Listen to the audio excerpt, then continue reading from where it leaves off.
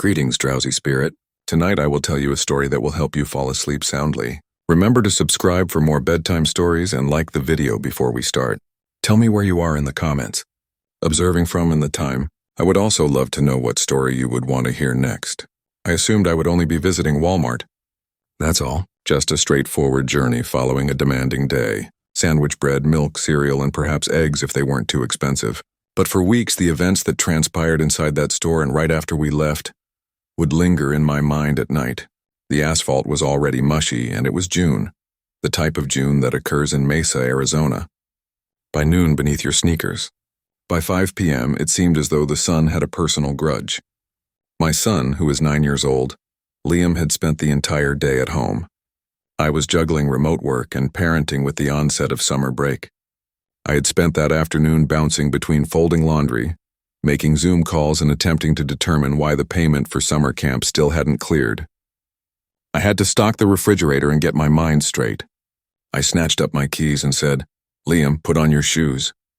We are making a brief trip to Walmart." Already sporting those battered Spider-Man sneakers, he jogged out of his room. "Can I check the Nerf aisle?" I answered, taking my wallet. "You can look. However, we're not making any purchases today. Deal?"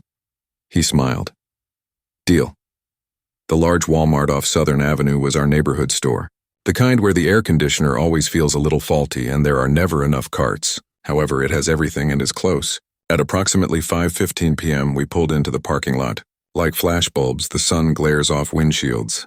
There was the usual jumble of bustle and noise inside. Toddlers sobbing, carts squeaking, and the strange hum of too many lights. I steered the trolley past the veggies and Liam headed straight for the toy aisle. I informed him that I would be checking school supplies 2 aisles over. It began as usual. I peered casually over the top of the aisle to see how Liam was doing as I was looking through bargain notebooks.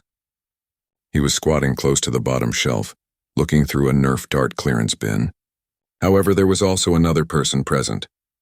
A slender man in his mid-40s standing at the end of the aisle, wearing a tucked-in gray baseball cap, faded jeans, and a t-shirt. The fact that he wasn't shopping threw me off guard. He was holding a random plastic toy dinosaur. There was no cart or basket. He did not speak to Liam, not even close to him. However, he was merely standing there doing nothing. I gave him a look. He glanced up, locked eyes, then turned away, heading down the next aisle. It was uncomfortable. I dismissed it, though. Perhaps he was merely passing the time. After a few minutes, I went back to get Liam. Now he was telling me about this limited edition Fortnite game, comparing blasters or something. I gave an involuntary nod, but I looked around. The man had returned. This time he pretended to browse while standing at the far end of the aisle, next to the RC vehicles, holding nothing, yet by myself, yet without a cart. "All right, let's finish the list together," I remarked with a smile to Liam. He didn't dispute. He must have picked up on something in my tone. When we turned, I turned to glance back toward groceries. The man had also turned, maintaining his distance, but he was silent, as if he should have been there but wasn't. He went past the far end of the cereal aisle once more. "Nothing has been found yet."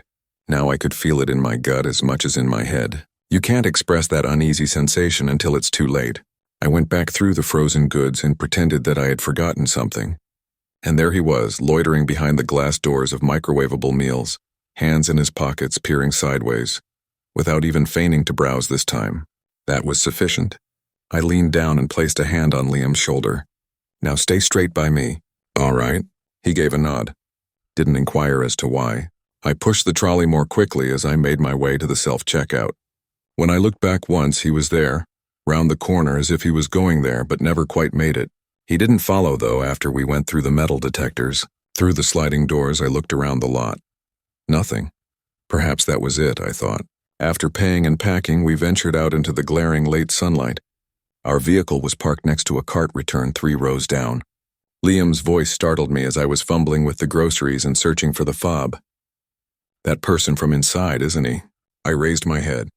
In the row opposite ours, he was crouching between 2 cars and acting like he was having a hard time tying his shoe. No bag, no cart, he was the only one looking. I remained silent. I just opened the rear door, popped the trunk, and pressed the fob. "Liam is in now." Without hesitation, he obeyed. After quickly loading the groceries and slamming the trunk, I shut Liam's door. After that, I did something without giving it any thought. I ignored the perspiration on my back and continued walking straight through the heat into the store, not turning to check behind me until I was through the sliding doors. I went inside and looked around the parking lot. He had stopped acting and was now standing. He had gotten up and was facing our car as if he was waiting, hands in his pockets. I went directly to customer service on foot. Someone is outside next to our car, and I believe he followed us inside the store. He wasn't going shopping. After a moment of hesitation, the woman behind the counter called for a manager. A man in a blue vest, short and balding, approached. Security was then summoned.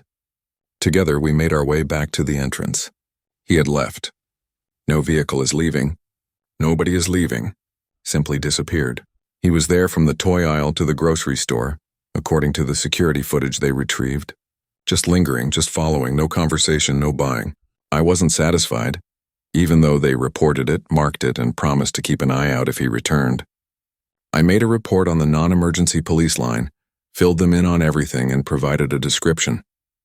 I was supported by a store manager, but there was no physical altercation. Or criminality, their options were limited. The fact that nothing occurred was what astounded me, because it nearly did. That feeling of him practicing, adhering to knowing how long he could hover before raising suspicions. We treated it as if it were normal. He had done this before, never too close nor too far, as if he knew what to seek. The following morning, I purchased a dash cam. If it didn't stop someone, I didn't care. Just in case I wanted proof. Since then, I haven't allowed Liam to go unaccompanied in a store. A week later, he asked me why he now had to be close to the cart at all times. I didn't mince words. Because the way that man was staring at you bothered me, nor was it innocuous curiosity. It wasn't only strange, it was strategic. He bided his time for the ideal angle. It was a crowded supermarket in full daylight when I looked away. However, he proceeded with us as if we were on his list, and I learned for the first time that often the most frightening people are those who never say a word. Often the most frightening people are those who never say a word. Hovering was never my style as a mother. My parents let me to ride my bike till the streetlights came on while I was growing up. I always assumed that I would treat my daughter in the same way. Give her some freedom to explore. She's a kind, perceptive, and intelligent child, not the type to worry about. On a steamy Tuesday in early July, that changed. At Bigham's Market, it was intended to be a brief dash back to school. This massive retail store is located in Millersburg, Indiana's more sedate area, the type of store that offers everything under one roof, from wiper fluid to watermelon. I reasoned that by leaving early, we would avoid the commotion. The actual back-to-school throng wouldn't arrive until late July, and the establishment would still be fully stocked. At that time, my daughter Ava was 7. She had one of those infectious full-body chuckles and these huge glasses. She had inquiries all the time. What clouds feel like, how glue is formed, and why cats purr. She had the kind of curiosity that made people grin, but at night it made me double-check my hair. The standard items were already in our cart. A rainbow set of gel pens, glue sticks, folders with cartoon characters, and a watermelon-shaped plastic pencil box. The school supply area, which backed onto the toy aisles, was where we were. "May I visit the dolls?" She hugged the trolley as though it were a jungle gym and asked, "I take it they're only 2 aisles away?" I inquired. She gave a nod. "Okay, but keep in mind what we stated. If someone isn't wearing a name tag and a red shirt, don't talk to them. Come get me if something feels strange. All I'm doing is comparing the sizes of binder." She smiled, saluted me briefly, and ran away. I took a look at my phone. The time was 11:22 a.m.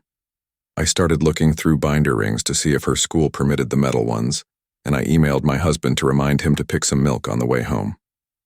I must have heard her voice no more than 2 minutes later. Just conversing, not yelling, not frightened. Then I heard a voice again, a man's calm, quiet, and welcoming. In my stomach, something twisted.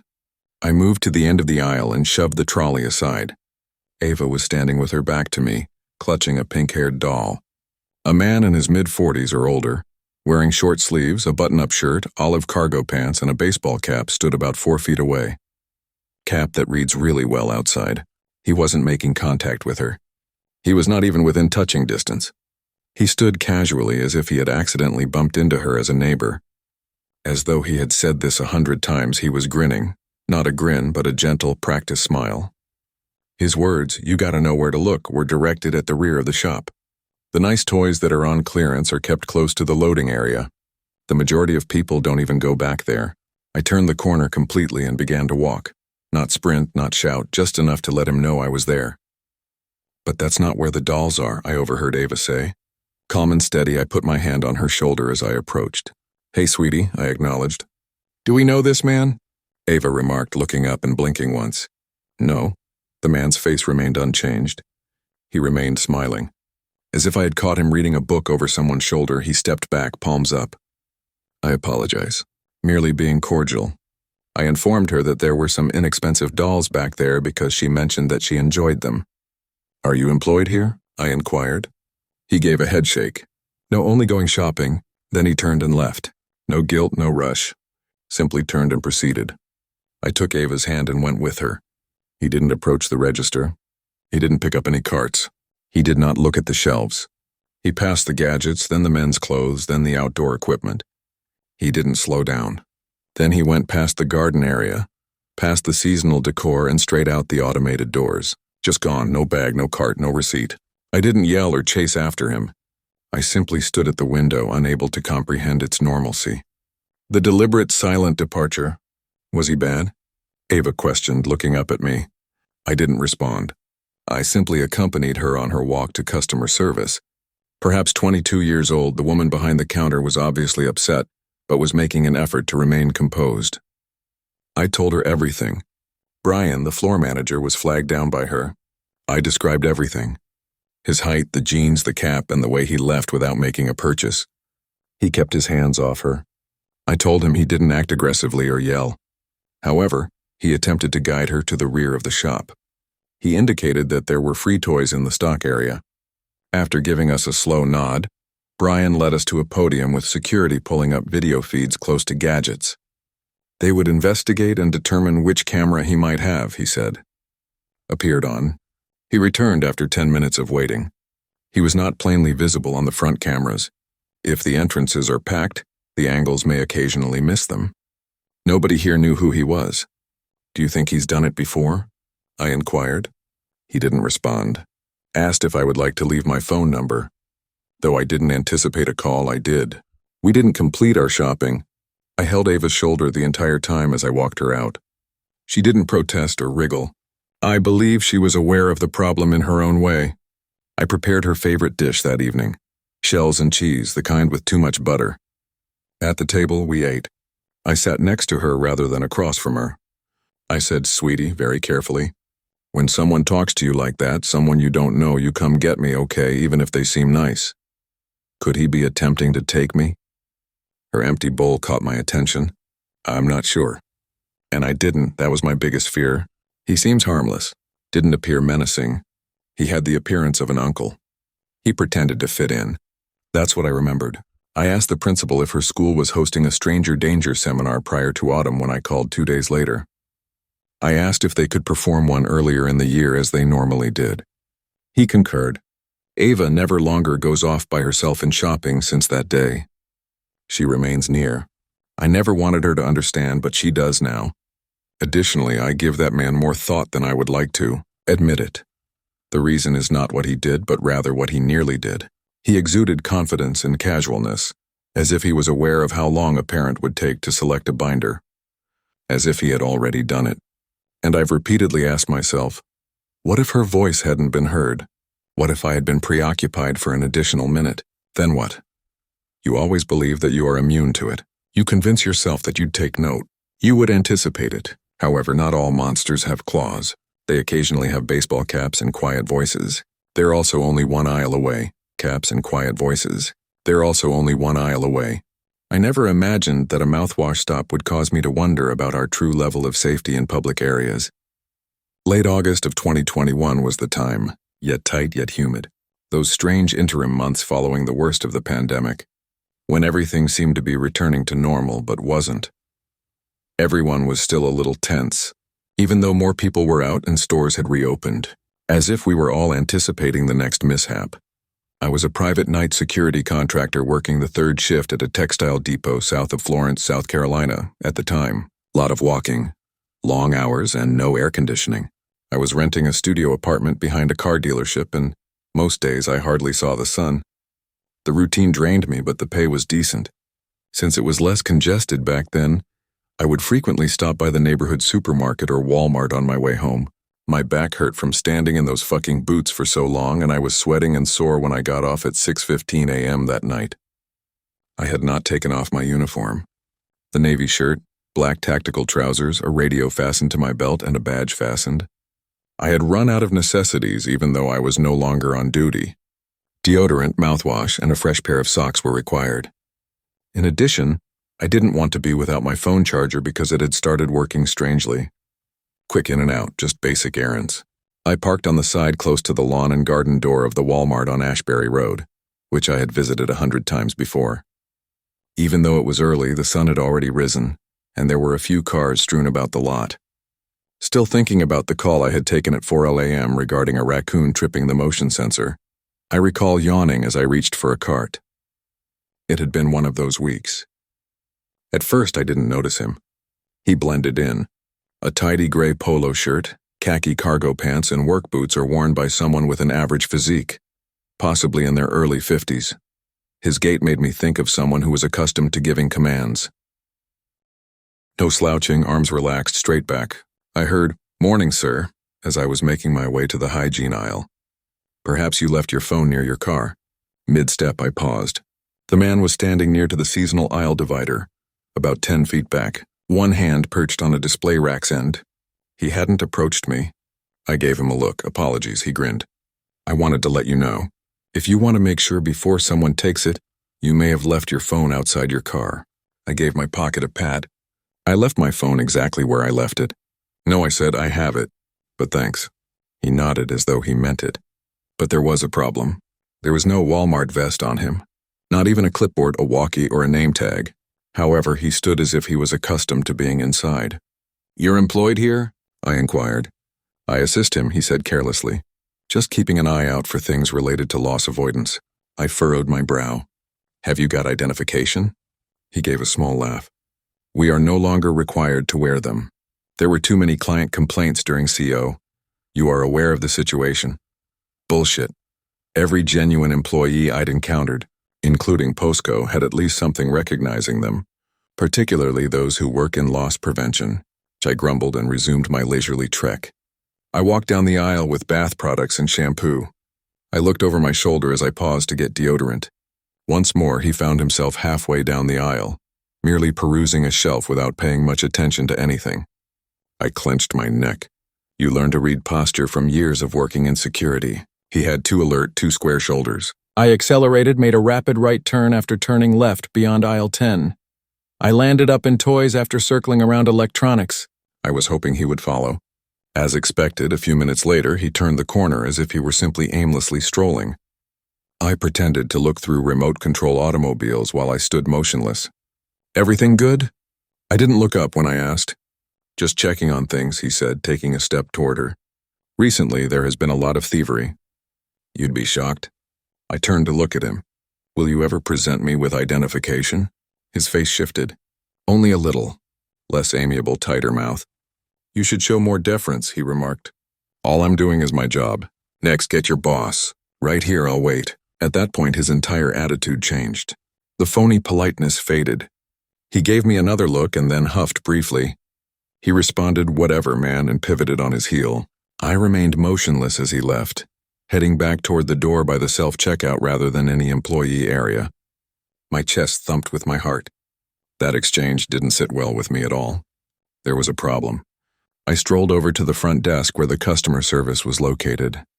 Someone was returning a blender with the assistance of a young woman wearing a blue vest. She grinned at the sight of me waiting. "Am I able to assist you?" "Yeah," I replied. "I think there's a guy pretending to be security in here." Her grin dimmed. "What does he look like?" I characterized him. His attire, stature, physique, and his words. She and the older woman behind her looked at each other. "A manager, perhaps." "Will you please wait a moment?" she inquired. After a minute, a short, square-bellied man emerged from the back office with a radio and a legitimate badge. That was his name tag, Daniel Asset Protection. I went over everything once more. Daniel scowled deeply. He mentioned that we had previously had someone who fit that description loitering in the parking lot, usually just before sunset or early in the morning. When I last saw the man, I volunteered to lead him out the front exit. We didn't observe him inside. While I stood close to the registers looking out through the sliding glass doors, Daniel used his radio to call another team member, and they checked the parking lot. He was not visible to me. It was 15 minutes before Daniel came back. He gave a head shake. He is no longer there. Once more, I inquired. Daniel gave a nod. This month there have been 3 reports. He is not interested in products. He goes after consumers, usually by themselves early, and among folks who appear exhausted or preoccupied. Says stuff like he's with security or you drop something. We believe he's attempting to get folks outdoors. For what purpose? Daniel paused before responding. Robbery, perhaps worse, is the best assumption.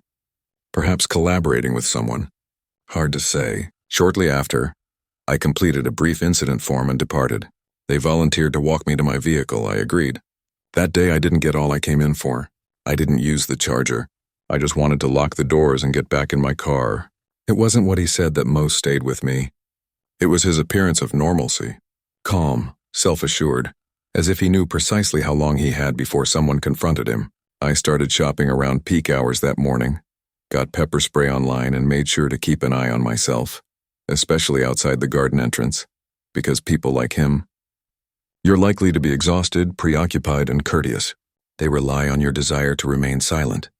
However, I've seen too many reports and worked too many night shifts to comply, and now whenever someone in casual attire requests that I accompany them to their automobile or says, "Just step over here for a second," I don't give them a second. I yell at them and move straight forward. Toward the throng, directly in front of the cameras. Toward the throng, directly in front of the cameras. It's not because I'm afraid people won't believe me that I don't typically share this tale. Many don't. But because I've been making an effort to quit thinking about it myself for the past year. However, I always end up back there when I enter a public restroom, especially when I'm by myself. Once more, I hear boots. The air shifts once more. I feel like I'm being watched. This occurred on a Thursday in early October of last year. On my way to work at around 6:30 p.m., I made a stop at a Walmart. Nothing like a huge theatrical shopping expedition. I was getting some items. For night shifts, I always pack a few travel-sized items, protein bars, hair ties, and one of those electrolyte beverages. At Crest Hill Medical in Ravensfield, a mid-sized town just north of Pittsburgh, I handle the nightly emergency room shift. I have been an RN for the past 8 years or so. I brought up that point not out of compassion, but because anyone who works in a hospital long enough gains a second instinct for people, danger, and the moment when a suspicion turns into a certainty. I hadn't had time to stop by home that evening because I had gone to the gym first. I still had to put on my scrubs then. I thought I had enough time to stop at Walmart, grab what I needed, and change in the hospital locker room even though I was running late. I knew I had to urinate by the time I was ready to check out.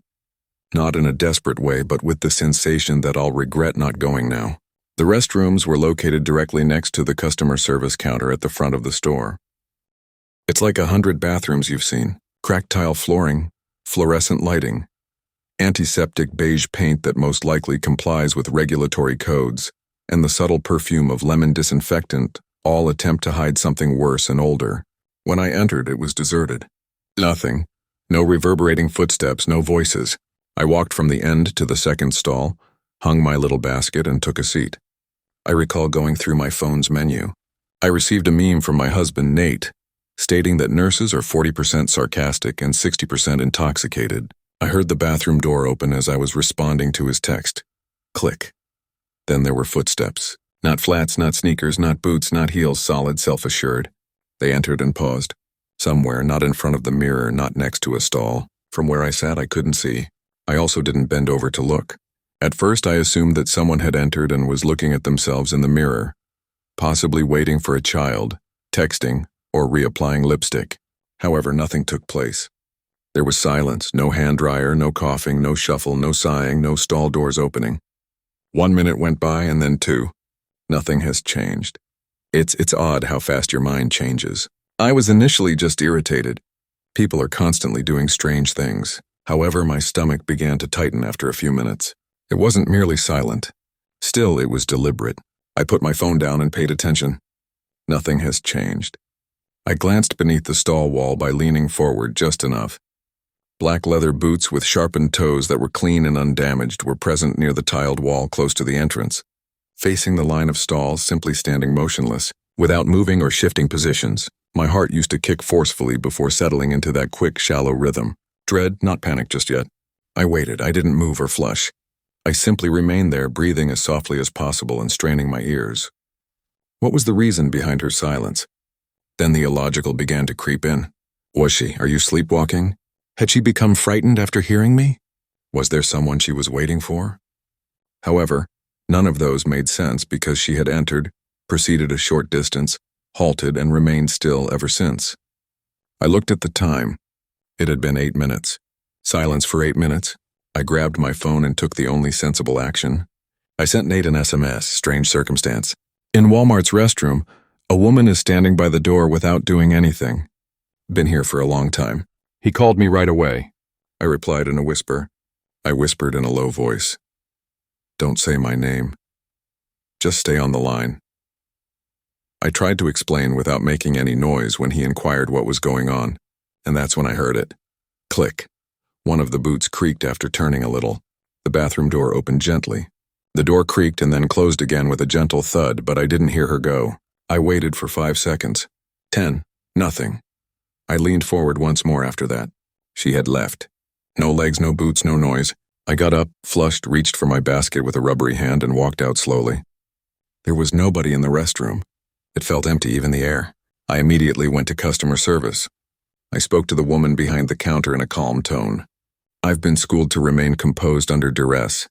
I described the incident. She asked if I wanted her to call a manager and nodded slowly as if she had already heard something stranger. Yes, I replied. A man approached wearing a red vest and a headphone. I also told him. Security was then summoned. Brian, a heavy-set man, approached and offered to escort me to my vehicle. I explained that I only needed to change before I left for work. He walked me out nevertheless. Thank you. I kept thinking about it later that evening. Not because anything took place. Nothing happened, but because it felt as though something nearly happened. By 3:00 a.m., the hospital was quiet. I messaged Nate once again to find out if he thought I was exaggerating. His response was no, not at all. However, that wasn't the strangest aspect. The following day was the most peculiar aspect. I returned to Walmart out of curiosity, not to confront anyone, just to take a look. It was the same woman who had previously worked in customer service. I whispered to her if they had ever looked at the video. She approached and replied, "Security said nothing showed up on the bathroom cameras, but we don't have cameras inside, just at the door." I blinking. But she entered, didn't she? She paused. They said that only you were seen entering during that time on the restroom hallway video. I was motionless as I stood. Nobody else. She gave a head shake. 10 minutes later, no. An elderly woman followed by a mother with 2 children, but no one in front of or during you. They said as much. I could see she wanted to stop talking since she was uneasy. I didn't push. When I returned to the hospital that evening, I couldn't get rid of the feeling because if I was the only one using the restroom, what in the world did I hear? What was it that I saw? What was that silent observer standing there in boots? I've thought about it 1,000 times. Perhaps the camera angle missed her sneaking in directly behind me. There might be a blind spot. Perhaps she entered and exited so stealthily that she failed to notice. However, I understand what I observed. I understand how I felt. Confusion wasn't the issue. Furthermore, there was no reluctance. That was in the waiting position. She departed after I spoke to Nate and a male voice reverberated through the restroom door. I no longer use public restrooms if it's possible. Every time I look beneath the stall doors. Before I enter, I always listen. It was altered. Something within me since nothing took place. However, something nearly did and I'd rather never know what it was. I didn't do crazy things as a child. I'm Eliza, and up until that point in my life, I had never stolen anything, not even a piece of gum. However, making poor choices might feel like minor successes when you're 16, impetuous, upset with the world, and fed up with being broke. I got into a heated argument with my foster mother that morning. She kept reminding me that I wasn't truly hers, so I told her I was done playing family. If I didn't agree with the rules, she instructed me to leave. Yes, I did. Just my backpack and a hoodie knotted around my waist, no phone, no money. Taking the 602 bus to the Omega Mart Supercenter off Highway 91, I thought I may grab a snack if no one was looking and spend a few hours strolling about somewhere with air conditioning. To be honest, I had no intention of stealing. However, I noticed this set of velvet scrunchies close to the health and beauty section. 8 hues that seemed luxurious and velvety. Like other girls, I pictured myself wearing them to school. I will no longer use broken rubber bands to conceal my hair in untidy buns. I wanted them so badly that I stuffed one in my hoodie's front pocket while feigning to look up costs, even though it was stupid. The container. I crumpled it and threw it in the cleaning aisle behind a pile of sparkly paper towel packs. I should have left at that moment, but I chose not to. I stayed in the snack for a little too long. Wondering if I could also smuggle a little bag of chips when I felt a tap on my shoulder. Cold, calloused, heavy fingers. A deep voice murmured, "Come with me," from behind. When I turned around, I saw a man who was easily 63, muscular like a linebacker, with a sun-spotted bald scalp and a close-cropped beard that obscured his face. In addition to his navy windbreaker and black slacks, he had a badge that read Omega Security on his left breast, which glinted faintly. What is this about?" I asked, feigning ignorance. "The word theft," he said bluntly. My cheeks started to get heated. "All right, have a look." "I apologize. I can simply cover the cost." I stayed in the store the entire time. He didn't answer, simply put a big, non-aggressive hand on my upper arm and murmured, "Don't test me." He started leading me beyond the checkout lines, away from the patrons and toward 2 gray doors by the employees-only storage passageway. I wanted to back off and voice my objection more loudly, but something about his composed, controlled movements gave me the impression that if I protested, it would only get worse. We entered the storage area through the doors. Dimly lighted by flickering overheads, tall metal shelves loomed on both sides, lined with boxes and crates. Then he switched a light switch above a tiny door that was wedged between 2 mop buckets. They unveiled a set of concrete stairs that led down into the shadows. "Let's move," he murmured, pointing to the floor. I stopped. "The office is where? Do you prefer someone else, or do you typically have cameras?" His fingers tightened slightly on my arm, but he didn't respond. Instead, he just stared at me blankly. "They kept the surveillance equipment downstairs since they thought it was just a janky layout." I started to descend the stairs. I heard a wham as soon as I reached the 3rd stair. Behind me, the door above smashed. My heart stopped beating. I ran back up after turning around. Hello, I tried the knob on the door. Locked. "What the hell?" With my fist hammering the metal, I mumbled. No answer. I took my phone out. No signal, of course. I descended carefully, the steps creaking behind me. The air became heavy with mildew and moisture. The basement was bigger than I had anticipated and resembled an underground garage. There were no cars or people, only a cement floor, exposed pipes, and an old wooden chair in the middle of the space. Its arms held rusting handcuffs and chains that were fastened to the wall behind it. "This is insane," I muttered to myself. The quiet felt oppressive. There was merely a faint leak coming from off to the left. Sitting on the bottom step felt much worse, and I didn't want to walk any more into the room. I squatted down and looked around the room. Something didn't smell right. Hidden in the darkness at the far end, similar to meat that has gone bad. I wanted to think that this was some kind of strange loss, scare strategy for prevention, or simply a dumb joke. Then I remembered the man's uniform. He didn't wear a name tag like everyone else in the store, and his badge had appeared loose, almost sewn on with thick thread. He railed like sweat, soil, and copper, and his hands were covered with crusted muck. This man didn't seem like Omega Mart security to me. I grabbed my phone once more and paced close to the stairway till a bar came to life. I called the shop. "Thank you for calling Omega Mart," a cheerful voice responded. "Kristen is here. How may I assist you?" I stumbled to say, I'm in your basement. Someone brought me down here." "A mail?" His words were, "I stole something." He appeared to be security, but I'm not sure now. He may have locked me in. "What basement?" Kristen's voice became less bright as she asked. The door above creaked open at that moment. Footfalls, a whistling voice, a brook, the underweight moaning of wood. I took one of the chains, wound it around my wrist like a homemade weapon, and backed toward the far wall next to the chair. With trembling knees, I used one hand to hold the chair upright. 2 figures appeared. The first was the man, still wearing the fake uniform, who grabbed me. The second was an elderly man without a shirt. his eyes beaming with joy and his gray hair matted in the back. He wore only trousers with red-stained cuffs and was barefoot. "Well, well," sounded the older one. "She's a little spitfire, huh? Have a seat in the chair, sweetheart," the imposter for security said. "We'll be gentle." My stomach twisted. I almost dropped the chair because my hands were perspiring so much. "You tight?" The elderly man licked his lips and touched himself, saying, "I'll bet you are." I said, "Get the hell away from me. I'll murder you." They chuckled. "She believes that she will benefit from the rickety old chair." The impersonator laughed. "He's feisty, which I enjoy." With a smile, the elderly man removed his belt and wrapped it over his knuckles. I took a step back until my heels struck the wall. No place to go. At that time, the chair felt heavier. "Who's down there?" From the stairway came a male voice. The men stopped. Footfalls were heard above. Alarms are going off in stores. Who is having fun? The two men became frightened. The elderly one growled, "Go, go!" They scurried to the far end of the room and vanished via a secret door that I had previously missed. One that went behind the store into the woods. An alarm burst to life as they opened it. The ceiling flashed red lights. A boy sprinted down the stairs. Emblem of the store. "Caleb is the name tag."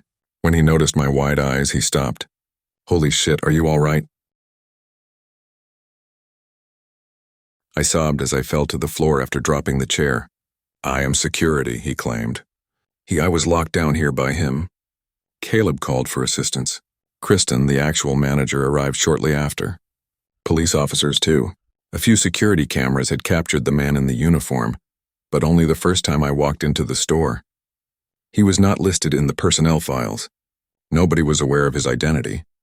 The elderly man was never captured on video. They discovered a decaying dog cadaver behind the pipes in the basement. The secret door opened into thick woods and led to a rusty storm exit. While the police took my statement, Kristen provided me with a blanket and waited with me. "What would happen now?" I asked her. Softly, "They'll investigate," she said. "Eliza, you should never trust anyone unless they have a legitimate Omega Mart name tag on them going forward. Upstairs is security. It has always been." I nodded while still trembling. "I just wanted a stupid scrunchie." She gave me a shoulder squeeze. "You're fortunate. Some girls are unable to return up those stairs on foot." The men never turned up. Not yet, anyhow. I never doubted myself in front of others. I don't tend to overreact. As a single mother of 2 children, ages 8 and 13, I've grown accustomed to managing things alone. Their father hardly ever calls and lives 3 states away. I therefore don't freak out when anything seems strange. Even though I pay attention, what transpired on Thursday night made me wonder how many times I've failed to notice the warning signs in the past. How near we are now without being aware of it. In Laurel Glen, a little Tennessee town that has expanded just enough to have a store, it was a typical evening. Essentially a Walmart knockoff, but with less expensive lighting and even less expensive employee training. We traveled. My youngest, Chloe, wanted new folders for the upcoming school year, and my oldest, Emma, had been reminding me for days that her gym shoes were no longer fitting, so we went out after supper. Despite my fatigue, I assumed we would finish everything at once. Out on the edge of the lot, we parked beneath the fading streetlight. 5 minutes after getting out of the automobile, your shirt was still stuck to your back due to the humidity. Chloe wondered why the moon was so orange, and I told her that it was most likely due to either pollution or humidity, or both. That's how I remember it. "It's probably the apocalypse," Emma replied, rolling her eyes. This was as upbeat as she normally is before going shopping. We entered through the garden side door. It's never too crowded. Like a wall, the air conditioner struck us. Emma took out her phone as Chloe, as usual, jumped into the trolley. I quickly became bored and grabbed a basket, not expecting much. After about 5 minutes of wandering, we came to a corner close to the Halloween section. The candy had already been distributed in early September. Foam tombstones, giant Kit Kat bags, and plastic pumpkins. When Chloe saw the caramel, she squealed. Apple lollipops. Then it took place. A man without a cart, perhaps in his mid-30s, with a buzz cut and a simple t-shirt, quickly rounded the same corner from the other side. He almost collided with us. I automatically said, pardon me." He nearly bumped into our cart, but he muttered something, avoided eye contact, and stopped directly beside the chocolates. Perhaps, I thought, even if he was merely rushing, there was something off about the way he stood.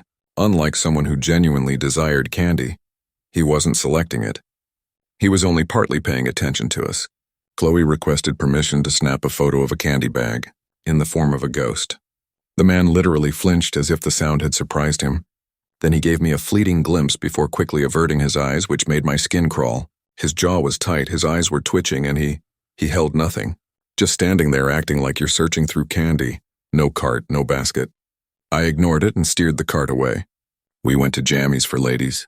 They had fluffy socks that Chloe liked, and Emma wanted new leggings. When I met him again, I was attempting to concentrate on sizes. The same man passing slowly with a huge bag of now. Halloween candy was clumsily held in both arms. He wasn't trying to find clothing. He wasn't acting at all. He just kind of walked right by. Too near for anyone to enter an open area. The aisle. He was not shopping, but I followed him as he turned toward the shoes. He was observing. At first I remained silent. Perhaps I was dreaming. Perhaps he simply lacked spatial awareness. Desperately, I wanted to believe that. Across the aisle, the girls moved toward the boys' area. I looked up while still rummaging through my pajama trousers. Now dressed as the youngster, the man moved slowly around the racks while clutching the same absurd candy bag as if it were a baby. He paused close to the end cap, glanced around idly, and then fixed my gaze on my girls for a brief but sufficient amount of time. Without hesitation, I moved to stand between him and the females. "Do you see that man?" I murmured to Emma. She called it the candy creep. He has been circling, yes. A shiver ran down my spine. It was more than just my paranoia. Emma had also observed. After passing through one of those tiny cloth dividers that were used to divide the aisles, we entered the girls' clothing area. In order to keep both kids in sight, I hoisted Chloe into the cart and began to travel more slowly while observing. It was several minutes before I saw him again. I nearly relaxed, but he reappeared, this time in the girls' area, pretending to gaze at glittering justice teas that were obviously for elementary-aged children while holding that same bag. He continued to peer with sharp, fast looks. He snapped his head away and shuffled a few paces, feigning to peruse as soon as I got his attention. I took out my phone and turned the cart away. I was unsure of my next course of action. Make a phone call and snap a picture of him. However, at that moment, standing at the far aperture with an excellent line of sight into the girl's clothing, he ducked back through the barrier and circled back to the boy's side. My stomach turned over when he did something else. He took out his phone, glanced at it, typed something, and then fixed me with his gaze. I went cold. He averted his gaze once more and left as if nothing had occurred. However, I had lost my composure. I had an electrifying sensation on my skin. There was a problem. Totally incorrect. Then I noticed a second man standing next to some gadgets. Older, perhaps in his mid-40s, bald with his arms folded, and looking straight at me.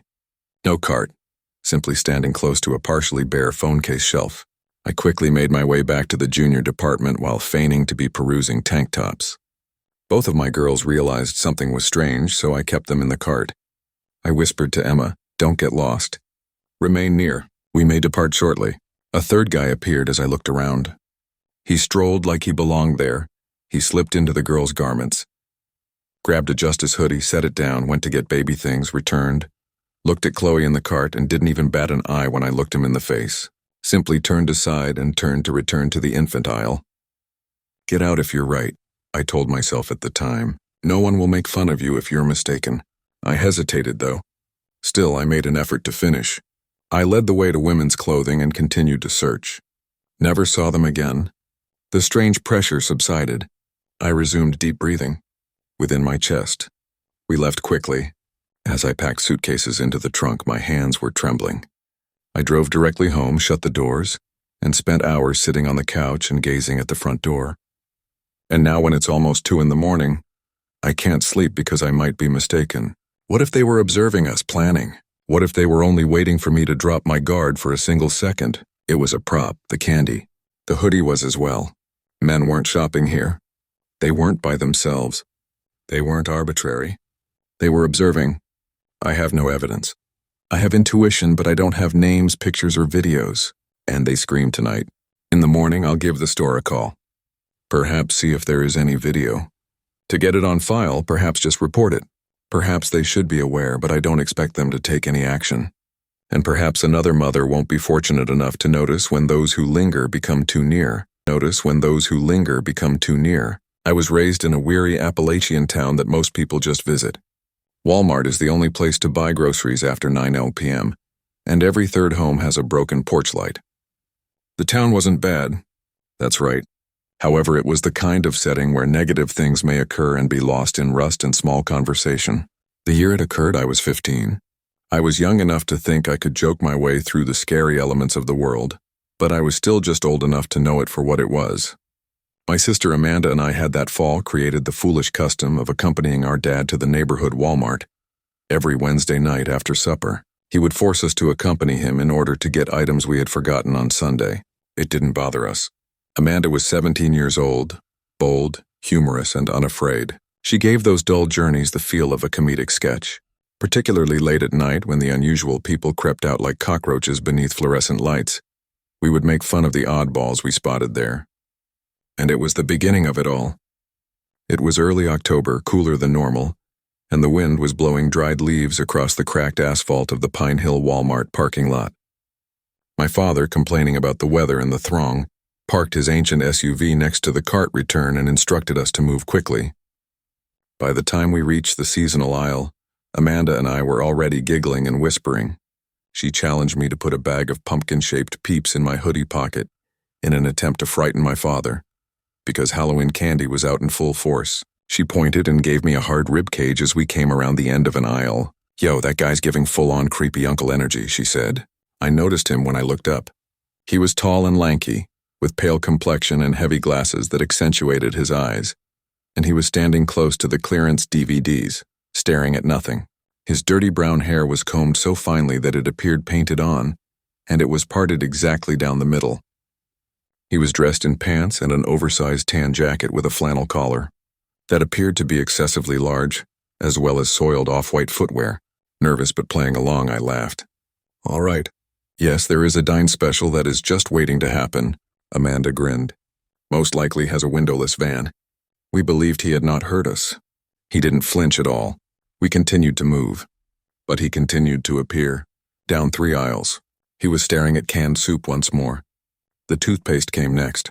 In electronics, however, merely being close to a display of counterfeit headphones, always silent. It's always there. Dad didn't notice. He was too busy complaining about how much steak was costing. Finally, we loaded up and checked out. Went home after getting the goods. We were not followed out by the dude. It ought to have ended there. All it should have been was a humorous recollection between Amanda and me. However, it wasn't. I had trouble sleeping that night. I attributed it to the soda I had with supper, but I was unable to pinpoint the cause of the tightness in my chest. The box fan in the window was humming like white noise, and I had the covers tucked up under my chin. However, I couldn't shake the sensation that I was being watched, a presence, not just a suspicion. I recall rising and going to the window to gaze out into the backyard. My gaze remained on the tree line, but it was too dark to see anything properly. The woods were directly in our backyard. Nothing changed. I did, however, lock the window as a precaution. For weeks the feeling persisted. Like clockwork, I would always wake up between 2 and 3 in the morning. Dry mouth, heart pounding, and perspiration. I informed my mother. It was too much caffeine, she remarked. My father attributed it to horror films. Although it didn't feel like guilt, Amanda stated I most likely had a guilty conscience from taking people. It was similar to being hunted. Then my parents abandoned me at home on a Saturday. They traveled 3 hours away to see relatives. At a sleepover, Amanda was present. I informed them that I was fine with being by myself. Normally, I liked the silence. However, the air in the home felt thicker than normal that day, as if it were weighing down on me. I attempted to ignore it by playing games, watching YouTube, and even taking a nap. But I couldn't help but feel the need to watch out for window, behind the shower curtain, along the hallway. I gave my pal Jeremy a call and asked him to come get me so we could take a long drive. Perhaps smoke or simply relax somewhere other than my fucking home. He promised to arrive at 10 o'clock. I went to the curb, got my hoodie, and waited. I knew something wasn't right as soon as I got into his vehicle. Jeremy was not speaking normally. He continued to grasp the wheel too tightly and check his mirrors. "Are you okay?" I inquired. He gave one nod. "Yes, ever since I moved out of my neighborhood, this guy has been following me. Initially didn't give it much thought, but now he's blowing lights to follow me." I tensed up. "What sort of vehicle?" He took another look. An older silver Toyota with a broken right headlight. I believe that plate begins with a P. I felt sick to my stomach. I pivoted in my chair. My heart stopped beating. At the next red light, the silver automobile arrived next to us, and the man from Walmart was in the driver's seat. He had the same thick glasses, tan jacket, and lifeless eyes, but now he was staring directly at me with his jaw clenched and his fangs exposed.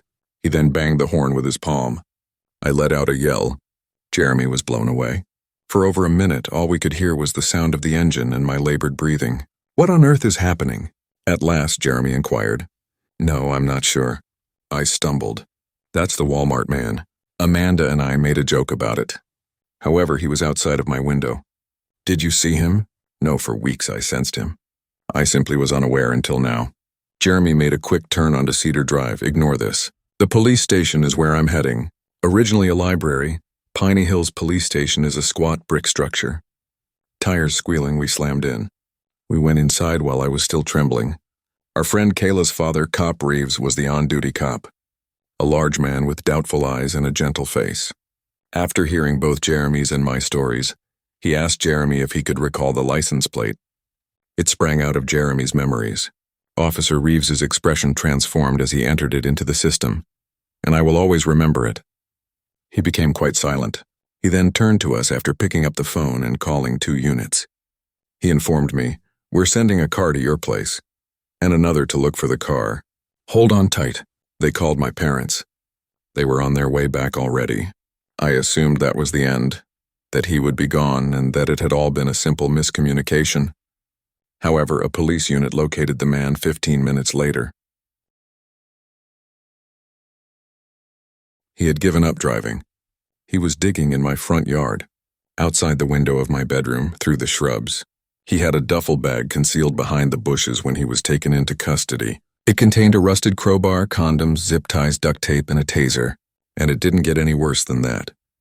The individual, whose name I will not mention here, had a history of stalking children and was a registered sex offender. He had served his time, been freed, and moved around town under false pretenses. Not even Piney Hill was his home. He had been residing in his vehicle. He had waited and watched for days after following us out of Walmart that evening and parking across from our house. It was taken seriously by the local DA. They had sufficient grounds to detain him without bail based on the stalking, the intent, and the contents of his backpack. He didn't ever come clean. Didn't have to. After that, everything fell into place. For months, I didn't get enough sleep. Every night, I left the light on in my bedroom. Obtained a window lock. Motion lights were fitted. Dad held on to his old shotgun. In Walmart, Amanda never cracked jokes once more. What happened wasn't the most frightening part. That's what nearly happened. The covert manner in which he entered our lives without our knowledge. How simple it was to ignore him. How we chuckled as we believed we were in control, even if we were actually already being pursued. When that occurred, I was 22 years old. Even after 10 years, I continue to think about it at the most peculiar times. When I hear a stranger remark something little weird, or when someone walks a bit too closely behind me in a store. The year was 2013. I used to reside in a Georgian suburb outside of Savannah, not the tourist favorite old area with cobblestones and Spanish moss. The area where chain restaurants, supermarkets, and parking lots are spaced out every half mile. I married young, at the age of 20. By the time I was 22, I had a daughter who was almost 2 years old, a mortgage that we were barely making ends meet, and a husband who put in 50 hours a week installing HVAC systems. That evening, we had no intention of visiting Walmart. We just finished our dinner. Meatloaf left over. I recall that. Additionally, the infant had messed up with the mashed potatoes. We had nearly run out of wipes. I required milk. It's like that. One of those really short journeys. Let's simply head to the Forsyth one. I told my spouse, Evan. Compared to the one by the mall, it is closer. He concurred. He stated he would accompany me even though he didn't want to go. We strapped the infant into the car seat, wrapped her up, and drove the short distance. It was a Tuesday, most likely around 8:45 p.m. I recall this because the store appeared to be half dead and the sun had already set. There aren't many cars in the lot, and the shadows are created by the buzzing yellow streetlights. It was freezing inside. My skin constantly felt parched under those fluorescent lights. Evan and I parted ways. He wanted to look at the sporting goods discount rack. He was constantly searching for inexpensive fishing lures or discounted ammunition. I then led our daughter and the trolley over to the infant area. I was just there for 5 minutes. Minutes. "Excuse me," someone said as I leaned down to pick up a small pack of pink hair ties. Anticipating a store staff, I turned. Rather, I noticed an Asian woman, perhaps 5 feet tall, standing uncomfortably near the cart. Most likely, and her hair was shoulder length. Her smile was composed and courteous, and she was in her 50s. She had a large-looking crossbody purse and a small black tablet in her hand. "Yes," I said, already stepping back a little. "Do you think that God exists?" she inquired. I blinked. I wasn't sure how to respond. Despite my Catholic upbringing, I didn't attend church. I detested being impolite and was never good at confrontation, especially when I simply nodded at her because she appeared like a kind person. "Yes," I said. Her eyes glowed. Not warm, just brighter. "Good," I said, she said. "I want to show you something." She rotated the iPad to face me and tapped the screen. A slideshow came to life. English language expressions such as, "God is not a man, she is waiting," and pictures that appeared abstract but rather religious. A shimmering figure, clouds, and some lettering in a language I couldn't identify. I tried to push the cart forward and murmured, "I'm sorry. I must. "Just a minute," she hurriedly said. "It is significant." "You think so? This is for you, then." I made an effort to be polite. I looked down at my kid who was fiddling with the cart's tiny steering wheel. "No," I said more forcefully, "thank you." She continued to follow. She followed me every time I turned an aisle. She started to speak more. Something about a gathering invitation, a secret, or a female prophet. She then gave me one of her business cards. It was called the Spirit and Bride Church and had a gold cross on the front. However, a local address was scrawled on the back. It was only a house number and a street I had never heard of, not a church. I said, "I'm sorry," now obviously attempting to leave. She persisted. "Are you a local resident?" she inquired. "Do you wish for your daughter to live in peace? Security, this Thursday is our meeting day. Bring her over." I said nothing. I simply stuffed the card into my purse after nodding. Evan showed up at that point. "You good, babe?" he said as he approached me from behind while brandishing a cheap fishing knife. The woman stopped. When she turned to face him, her attitude abruptly altered. She didn't bid farewell. There was no smile on her face. She simply turned and strode out in the direction of the rear of the shop. I didn't even explain what had occurred to Evan. "Not really," I responded. "A woman was attempting to get me to attend her church." He pulled a face. Strange indeed. After paying, we departed. Months passed before I gave it any thought. When I viewed the post, it was January. My daughter was napping and I was half asleep on the couch, browsing Facebook. Tasha, a girl with whom I attended high school, shared one of those cautionary tales for all women. She brought up a Walmart, so I took notice. "Please use caution if you visit the Walmart on Windsor Road."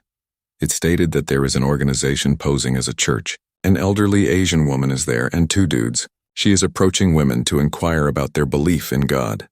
She then provides them with a fictitious church address. It's not a place of worship. Individuals have vanished. My relative nearly collided with a van. "Although they are looking, the cops haven't done share this, please." I was chilly. I took the worn-out purse from the closet and threw it on the ground. It was unlikely. It had been months since I had used that bag. The inner zipper pocket still had the card. The handwritten address, the gold cross, and the church name are all identical. It wasn't the worst part, though. I checked the address. It was no longer even on a roadway. They had removed the listing. Google Maps displayed a hazy home with windows sealed up. The door had a crimson paint job. I showed Evan by calling him into the room. Pale-faced, he said, "You think it's the same person?" Whispering, "Same exact story, same pitch, same tablet." Each of us gazed at the television. Then I had another thought. She was aware that I had a daughter. She caught sight of her. "Yes." "Do you want safety for your daughter?" She questioned me. She said that to how many other women? We attempted to report it. I made a call to the non-emergency number. Although she seemed exhausted, the woman I spoke with was friendly. After taking the information, she assured me that they would monitor it. It never materialized. However, I destroyed that card and never again went into a store at night by myself. A brief story appeared on the local news website in 2015, 2 years later. Not even a paragraph, really. Police in Savannah are looking into allegations of a group enticing women by pretending to be religious recruiters. No arrests, no names. However, I knew the neighborhood they were referring about. It was the location of the address. When I read it, a chill went through me. It wasn't only me. It was authentic. I occasionally try to think about what would have occurred if I had followed her to that meeting, if Evan hadn't arrived, or if she hadn't backed off. I believe concerning the women who didn't have a suitable companion, and I'm scared of it. Her smile, the way how despite my refusal, her eyes remained composed, as if she already knew she was getting what she wanted, as if she already knew she was getting what she wanted.